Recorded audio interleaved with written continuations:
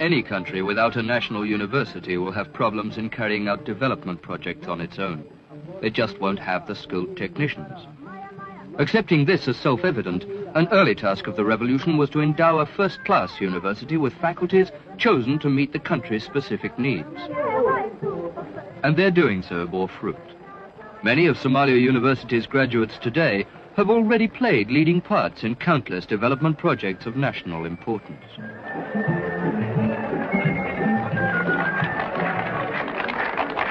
Elections in '64 and '69 had caught the people confused and politically innocent. Now, special orientation centers were built where they could learn their basic responsibility towards society at large. The centers stressed the value of national unity. Above all, they worked to eradicate ancient clan divisions and feuds. The centers are working. People of all kinds gather here to discuss their problems, seeking and offering solutions on the basis of each other's experience. But they are not just political forums. Despite their title, they are used also as local sports grounds for the young, places where healthy minds can grow in healthy bodies.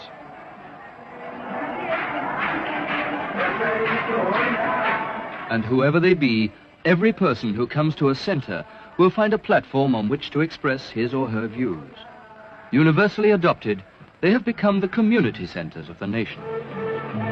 And then in 1973, the land itself came under attack. Huge moving sand dunes had rolled in from the coast to threaten the fertile southern farmlands of Shalaanbood. From its earliest days, the revolution had tried to contain them, but despite willing volunteers, its resources were limited. Something had to be done, something definitive, something on a national scale, and plans were drawn up for the battle ahead.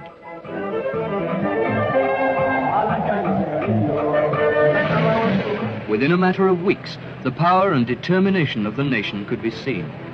Workers and farmers from towns and villages throughout the land poured in to help.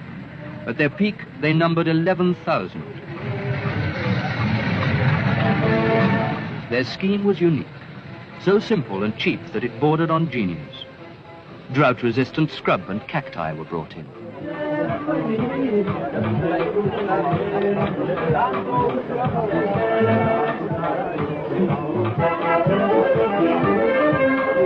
Beneath a thin scattering of topsoil, these were planted in rows to bind the dunes and hold them.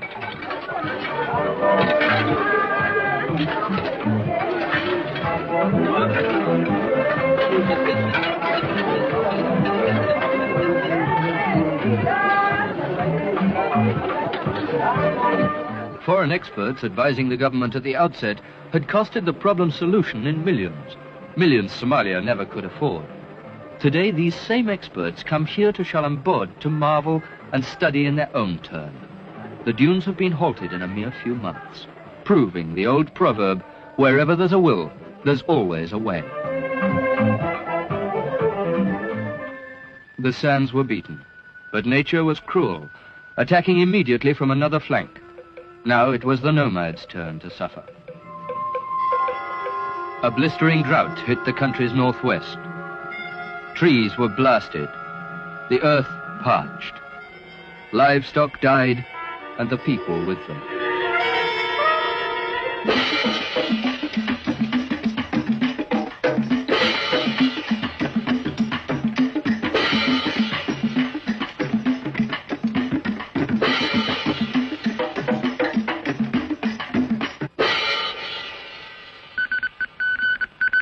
Appeals for help poured in from the afflicted zones. Government supplies were rushed to the stricken region, followed by massive international aid.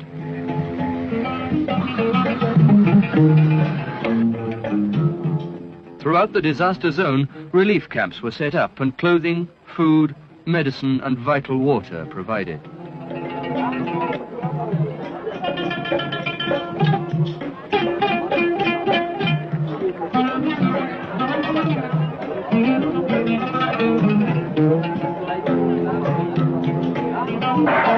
An early visitor to the zone was President Siad himself, come to judge with his own eyes the extent of the damage and the effect of the relief work. As he walked among the victims, His distress was plain to see.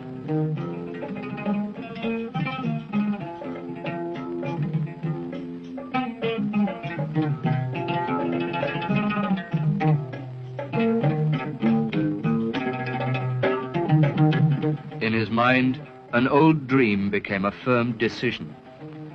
These people have lost everything they had, and our task is clear. We must assure them of a stable environment in the future, and we can only do so by uprooting and resettling them on the southern farmlands. Only by resettlement here or along the coast and retraining as farmers and fishermen can we guarantee them any future. Somalia's two great southern rivers, the Juba and Shabelle, enclose a vast and fertile flood plain, as yet only part developed for agriculture, and it was here that the nomads would be resettled.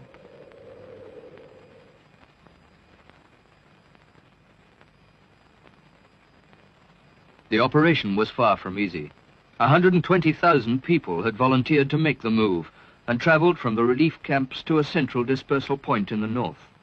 From here, they would be transported to their new homes in the south and east in one great move by road and air. For the future farmers were settlements at Kurtemwari, Sablale, and Dujuma. For the fishermen at Brawe, Ail, and Abdale.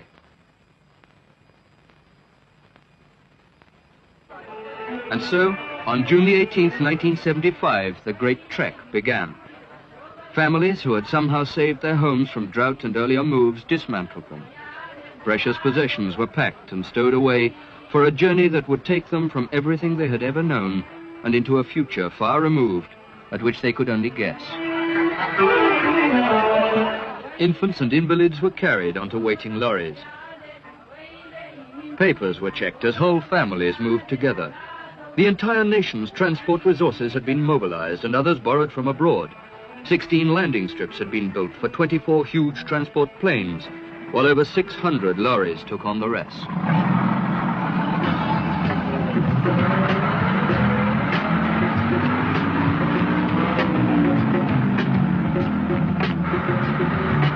In lorry after lorry, covering hundreds of miles, the new farmers moved south.